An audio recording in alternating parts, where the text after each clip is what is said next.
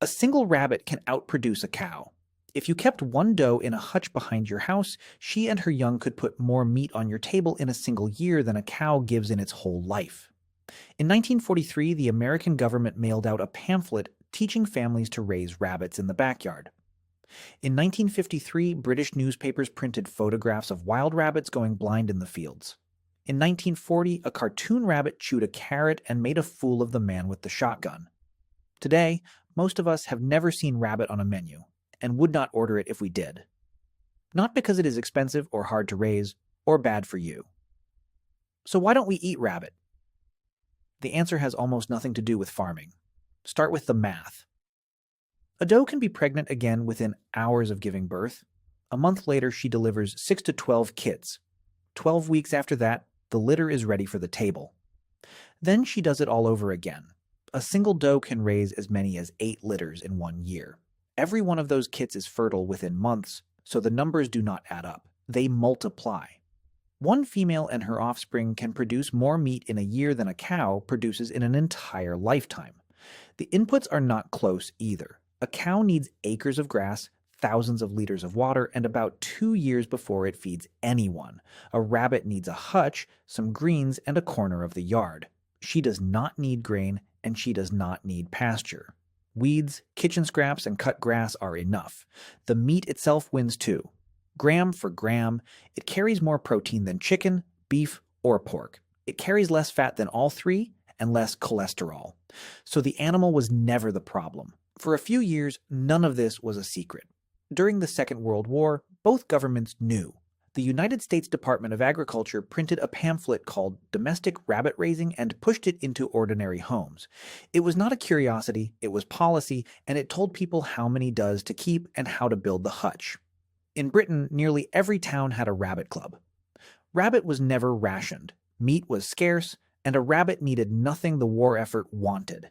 Tens of millions of people ate it, and nobody found it strange. It was just dinner. Then the war ended. Rabbit eating did not decline, it collapsed. Meanwhile, chicken, an animal that turns feed into meat less efficiently than a rabbit does, became a national industry. Something happened in those years that had nothing to do with feed. It begins with a virus released on the other side of the world, and a photograph of a rabbit that could no longer see. The first accident was a disease. In 1950, Australia released myxomatosis into its own countryside to control a plague of wild rabbits. It worked. 3 years later, the virus reached Britain. It spreads by fleas and mosquitoes, so it moved across the country faster than anyone could react. Within 2 years, it had killed roughly 99% of the wild rabbits in the country. Farmers welcomed it since wild rabbits had been eating the crops for centuries. The public reaction went the other way. The disease is not quick, and it is not clean. It swells the head, seals the eyes shut, and leaves the animal blind and stumbling in open ground. People found them on roadsides, in gardens, on the walk to school. The newspapers printed the photographs. Here is the part that matters. A country that had spent a decade eating rabbit was not relieved. It was horrified. The animal that had been dinner in 1945 was a picture of suffering by 1955. Rabbit did not become expensive. It became unbearable to look at. But a virus fades, and wild rabbits eventually came back. So why didn't the appetite? The second accident was already waiting in the nursery. After the war came prosperity, and prosperity came with pets. At the exact moment rabbit farming was collapsing, the rabbit became one of the most popular children's animals in both countries. Culture had already loaded the deck. Peter Rabbit came first in 1902. Bugs Bunny followed in 1940. Thumper arrived 2 years later. A whole generation grew up with rabbits who had names, and in almost every story the rabbit outsmarts the man who wants to eat him. Psychologists have a name for what happens next. They call it the meat paradox. Most of us love animals and eat animals, and holding both at once is uncomfortable, so we sort them.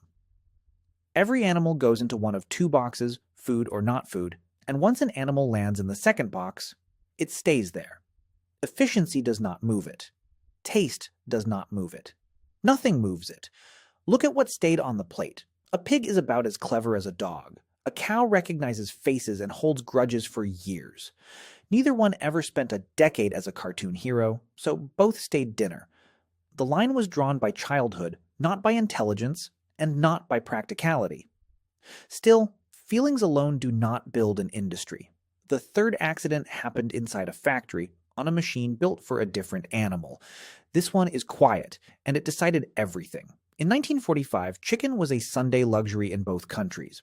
30 years later, it was the default meat of every week, and the reason was engineering, not taste. Chicken did not win because it grows faster or tastes better than rabbit. It won because it fits a machine. Broilers are small, uniform, and simply shaped, so a processing line can handle thousands an hour with almost no hands touching them. Rabbits are shaped wrong. The carcass is long and awkward, and the bones are thin enough to shatter in equipment designed for poultry. So the work stayed in human hands. Manual work does not get cheaper as it gets bigger, and the price of rabbit never fell the way the price of chicken fell. By 1970, chicken was the cheapest meat in the shop, and rabbit was a specialist item you had to ask for. The animal that needed the least land ended up needing the most labor. Now look again at the word we. It is doing a lot of hidden work. France sells rabbit in ordinary supermarkets on the shelf beside the chicken. Nobody there treats it as brave or unusual. Italy, Spain, and Portugal cook it without a second thought, and so does much of Latin America. China alone eats more rabbit than the rest of the world combined. So the title's question hides a false assumption. Humans have not turned away from rabbit. Two countries did. The United States and Britain spent the 20th century building an emotional wall around one small animal and then forgot they had built it.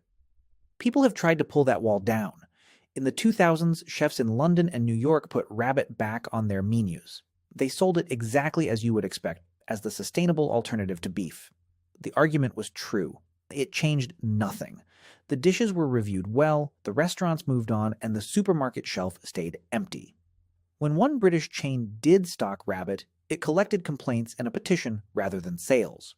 A childhood cartoon turned out to be harder to overwrite than any marketing budget. So, why don't we eat rabbit? The obvious answer is that it cannot really be worth it, and every number here says otherwise. It is not the feed, because a rabbit eats a fraction of what a cow eats. It is not the land, because a hutch is not a field.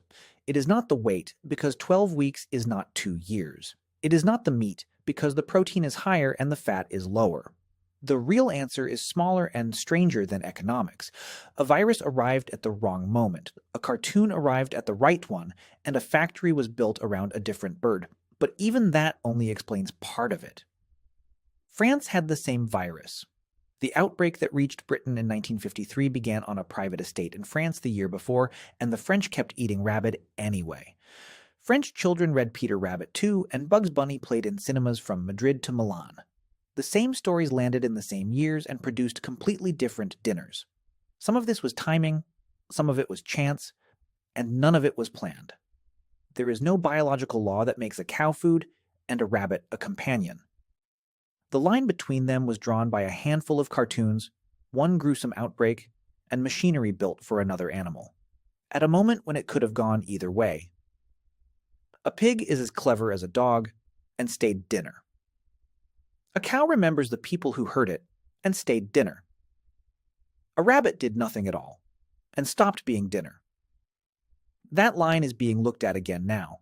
With land and water getting tighter, researchers keep quietly asking whether it should be redrawn. A single rabbit can still outproduce a cow.